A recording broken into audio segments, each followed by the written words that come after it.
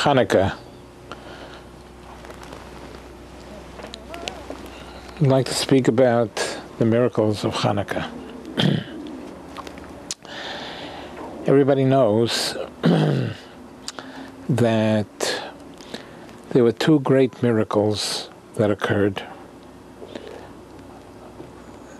and for that reason Chazal instituted a yontif of Hallel and Haidah, to praise Hashem and to thank Hashem.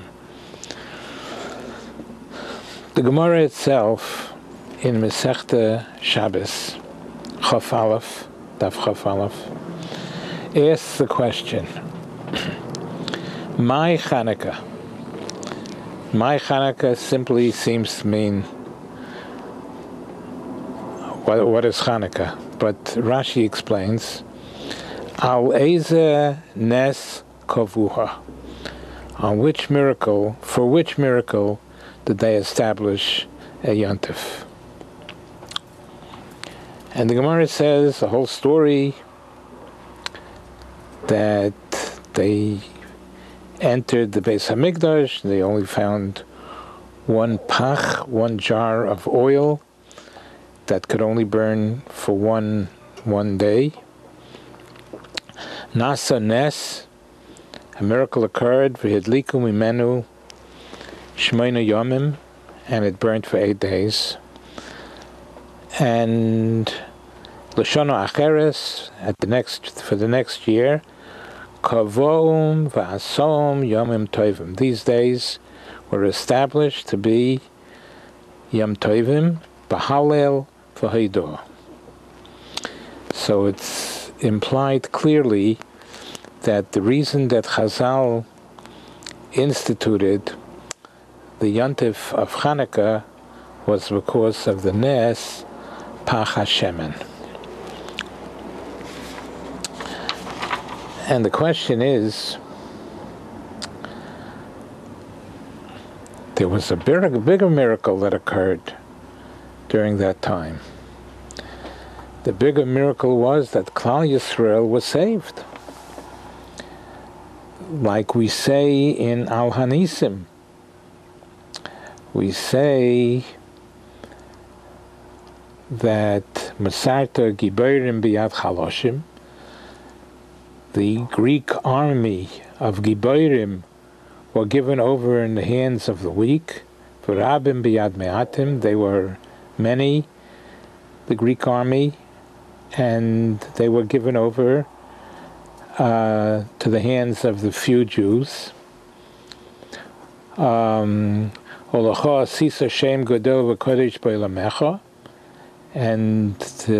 a Ula'amcha Yisrael Osisa Teshua Gedola Upurkan Kayem Hazeh. The Klal Yisrael had a Yeshua.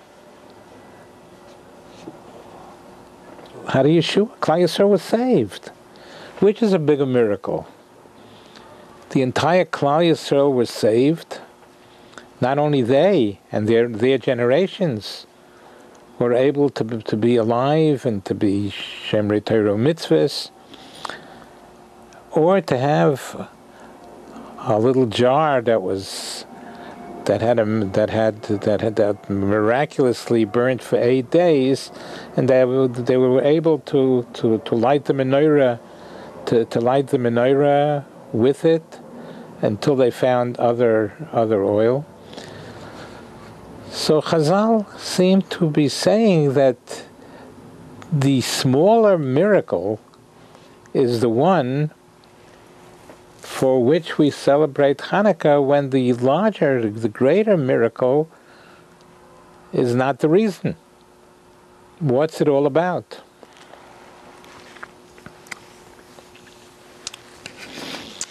So I would venture to say that the reason that Chazal chose the miracle of the Pach HaShemen to make a yontif was because if you establish a yontif, it has to be foolproof. It has to be 100% miracle. And the Pach HaShemen, of course, was a foolproof miracle. You can't negate it. It was only able to burn for one day, one night, and it burned for 8 days. That's a foolproof miracle.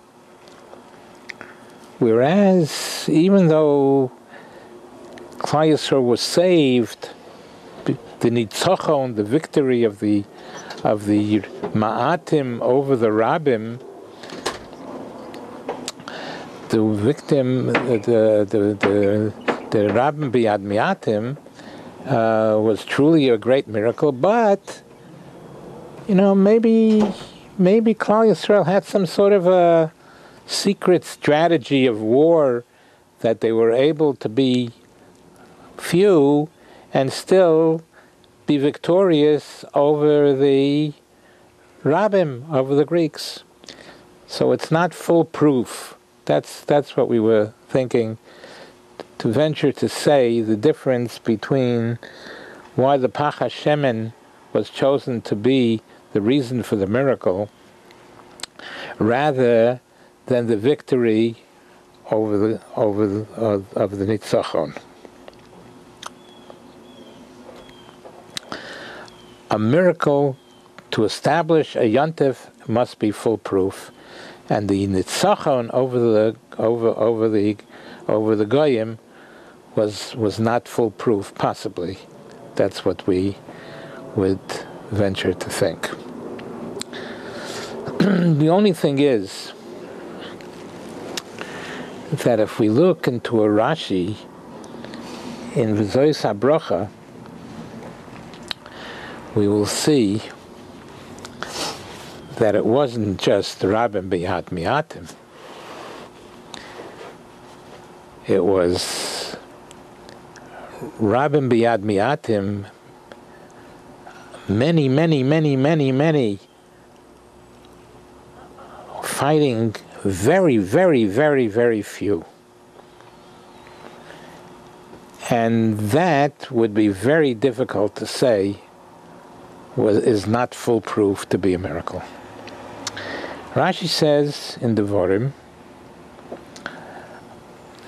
that's Lamed Gimel Pasuk Yud Aleph, that Moshe Rabbeinu, before his Petira, blessed the tribes of Klal Yisrael. And Rashi says, Ro sha'asidim chashmenoi ubonov lehilochim im hayavonim. Moshe Rabbeinu foresaw with Ruach HaKodesh that Chashmenoi Uvonov, that Matisyahu, the Chashmenoi, and his sons are destined to go in battle with the Greek army. Lihilochim im hayavonim. Many against few. V'hispalel aleim. Moshe Rabbeinu davened that the Chashmenoim should win. Lefi shahoyu mu'otim, because they were so few. How many were there? How many Chashmenoi Uvonov fought against the Greek army? And Rashi says, Yud Beis B'nei Chashmenoi, 12. There were 12 sons of the Chashmenoi, Elozar, and another Yidela, his name was Elozar, Keneged Kama Revovis, against many myriads of Goyim, of Greeks. What a war. This is Rabbim biyad mi'atim. Many myriads. Keneged Kama Revovis, 13 people, 13 Yidden fought against many thousands, many myriads. I think a myriad is 10,000. Many myriads. If this is so, then perhaps what we answered before cannot be so. We said that the difference between a ness must be foolproof.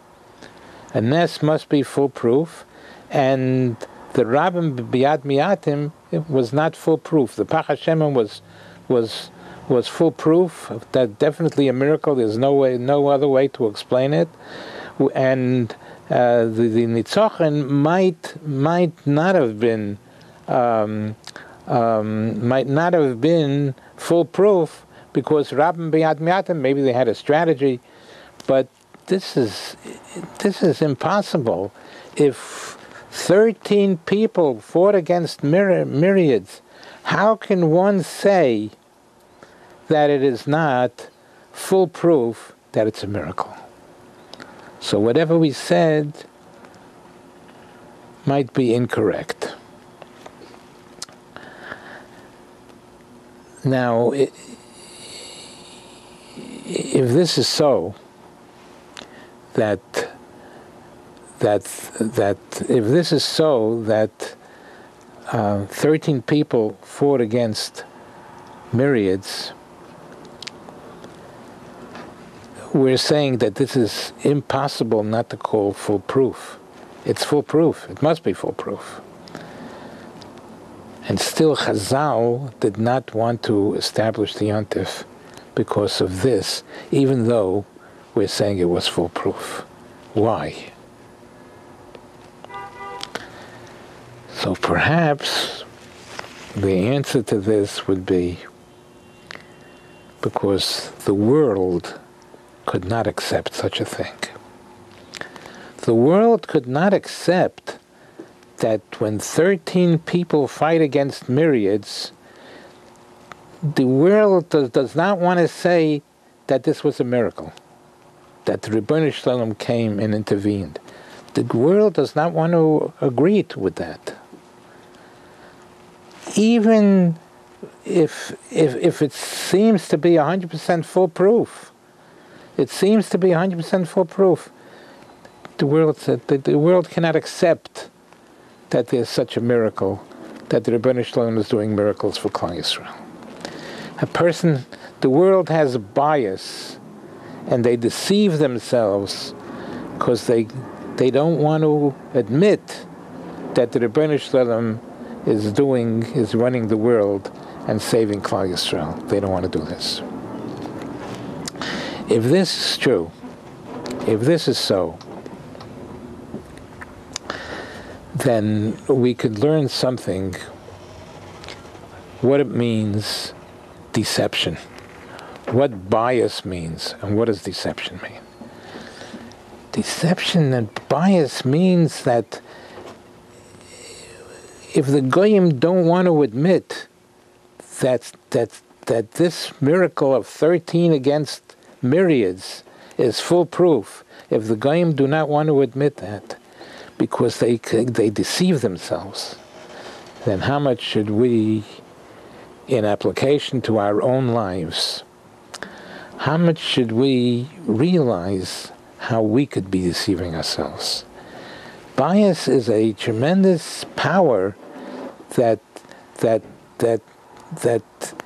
person that has bias can deceive himself to something that's so foolproof, and they could still deceive themselves and live with their conscience. They can't admit it. So how much should we, in serving HaKadosh Baruch Hu, how much should we realize how we can be deceiving ourselves? We think we're learning well, and we think we're davening well, and we think we're doing chesed well, and there's no room for improvement of any sort because we made it. We may be deceiving ourselves too. We see from this inyan of Hanukkah that the world cannot admit 13 people fighting against